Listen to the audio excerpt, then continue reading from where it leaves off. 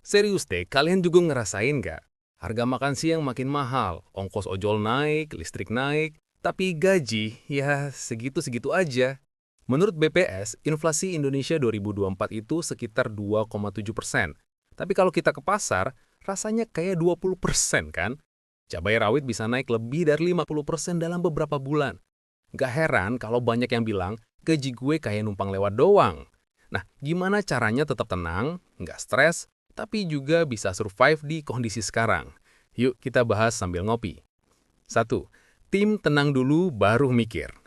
Gue tahu banget, buka aplikasi belanja, harga naik. Isi keranjang makin mahal. Tapi panik gak bikin harga turun. Menurut World Bank, inflasi global rata-rata 3-4% per tahun. Jadi kenaikan harga itu normal. Yang gak normal kalau kita pasrah tanpa adaptasi. 2. Kebutuhan versus keinginan. Zaman now, data Bank Indonesia nunjukin 40% gaji orang Indonesia habis buat makanan. Sisanya buat transport, sewa, sama hiburan. Artinya, kalau harga bahan pokok naik, langsung kerasa di dompet. Jadi sekarang, kita harus makin jeli. Ngopi di kafe 30.000 tiap hari, coba downgrade ke kopi saset di rumah. Pesen ojol tiap hari, coba mix, kadang masak sendiri. Ingat, healing itu penting. Tapi kalau tiap weekend ke mall, plus belanja online flash sale, yang bleeding malah dompet. 3. Cari tambahan ala anak muda. Jujur aja, ngirit doang nggak cukup.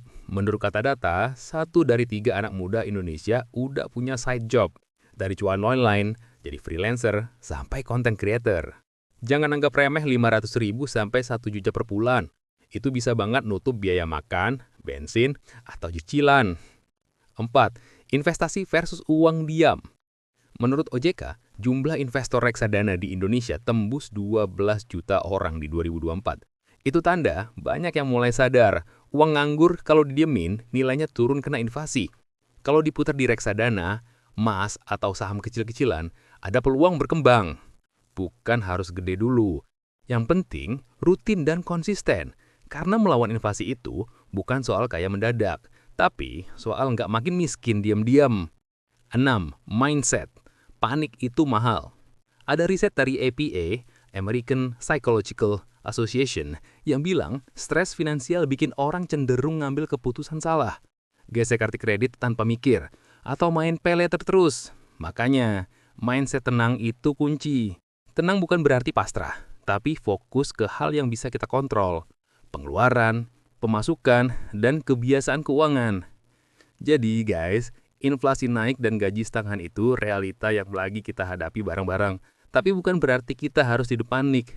Ngopi aja bisa enak walau tanpa gula. Apalagi hidup kalau kita bisa atur dengan bijak. Kalau kalian relate sama obrolan ini, kasih like, komen, dan share ke temen ngopi kalian. Jangan lupa subscribe biar kita bisa terus ngobrol santai tentang finansial zaman now. Sampai ketemu di ngopi finansial berikutnya. Dompet tenang, hati pun senang. Cheers!